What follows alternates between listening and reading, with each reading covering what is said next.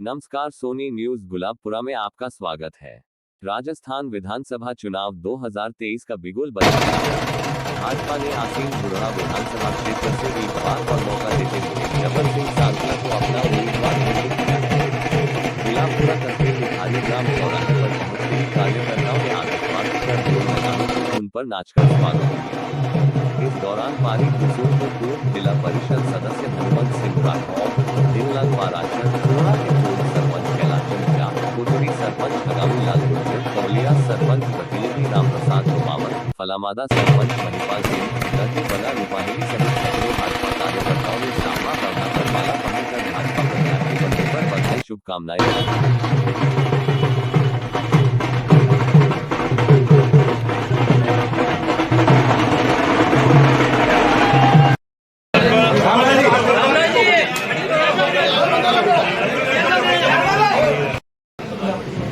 Bharatiya Janata party के आसीन धूड़ा विधानसभा क्षेत्र के मैं किसी भी कार्यकर्ता का नाम लिए बिना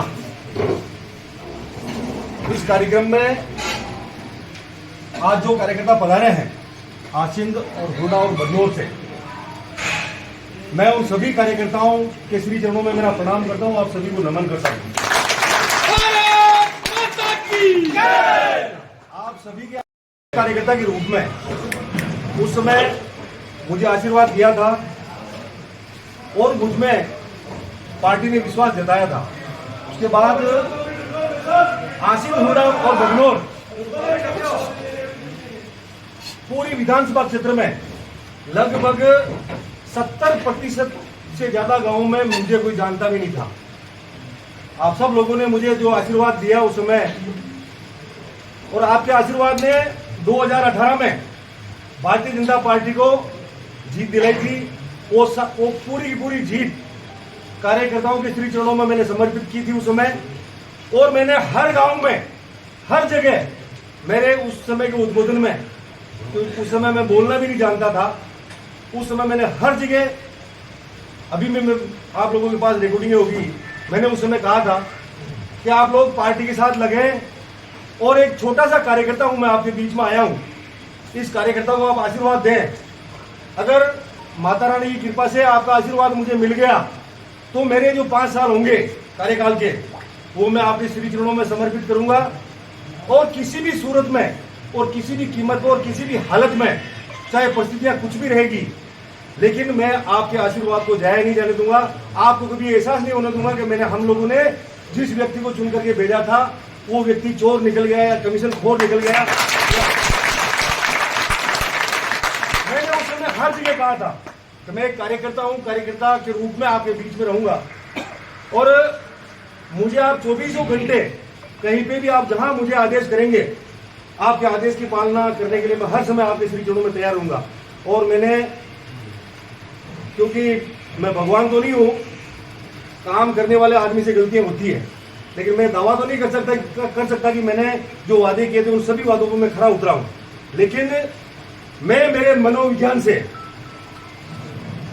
पूरे मन से दावे के साथ ये कह सकता हूं कि मैंने जो उस समय आपसे वादे किए थे उन सभी वादों पर मैं खरा उतरा हूं। इन सब चीजों ने आपके साथ देखा, उसी का नतीजा है आप लोगों की हिम्मत, आप लोगों का प्यार, आप लोगों का साथ और आप लोगों का आशीर्वाद। चाहे 20 साल का कार्यकर्ता हो, चाहे 70 साल के कार्यकर्ता हो हमारे जो बीच में खड़े हैं, चाहे 80 साल के पार्टी के कार्यकर्ता हो, हर कार्यकर्ता के श्री चरणों में मैंने रहने का प्रयास किया था।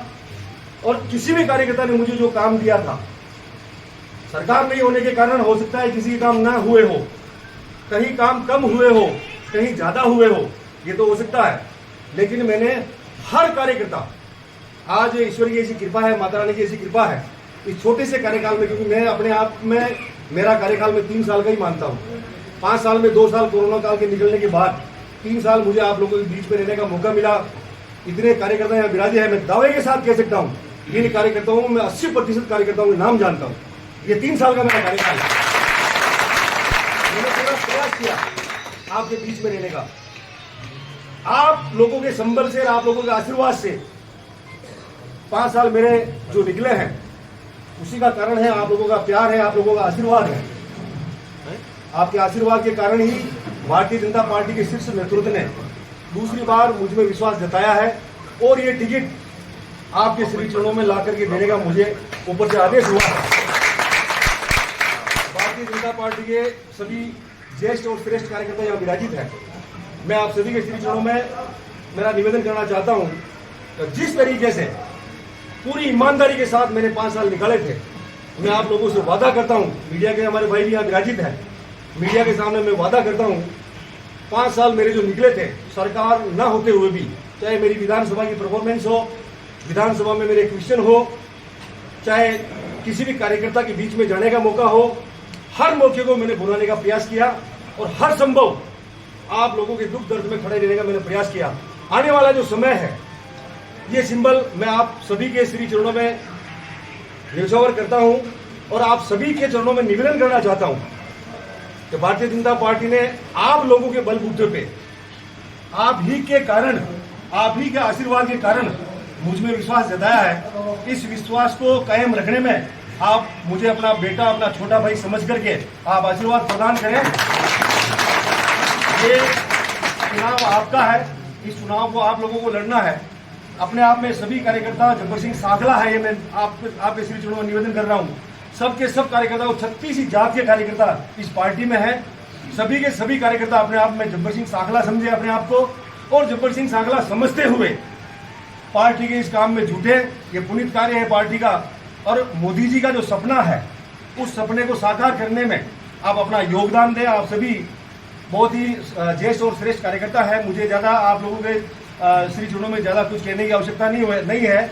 मेरा आप सभी के चरणों में हाथ जोड़ करके निवेदन है, मैं आपका छोटा भाई हूँ, आपका बेटा हूँ और जिस तरीके से मैंने 5 साल सेवा की है, आने वाले 5 सालों में भी, क्योंकि भारतीय जनता पार्टी की सरकार आने वाली है, ये हम सब जान रहे हैं। भारतीय जनता पार्टी की सरकार इस प्रदेश में बनेगी, प्रचंड बहुमत से बढ़ेगी और हम सब चाहते हैं कि आने वाले समय में राजस्थान में डबल इंजन की सरकार बने और उस डबल इंजन की सरकार का हम सब हिस्सा बने।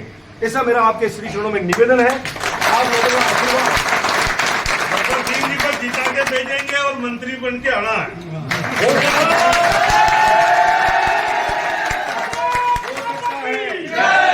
इस कार्यकाल में आपने जो मतलब वो निकाला है और हमारा भी साथ दिया, थोड़ा दिया, कम दिया, पर सबका दिया वो हम मान रहे हैं। लेकिन अगली बार हम बढ़ चढ़ के आपको जिता के भेजेंगे। अगली बार जैसे रामलाल जाट मंत्री बना, खजाना हमारे उड़ा हसीन में खोल देना।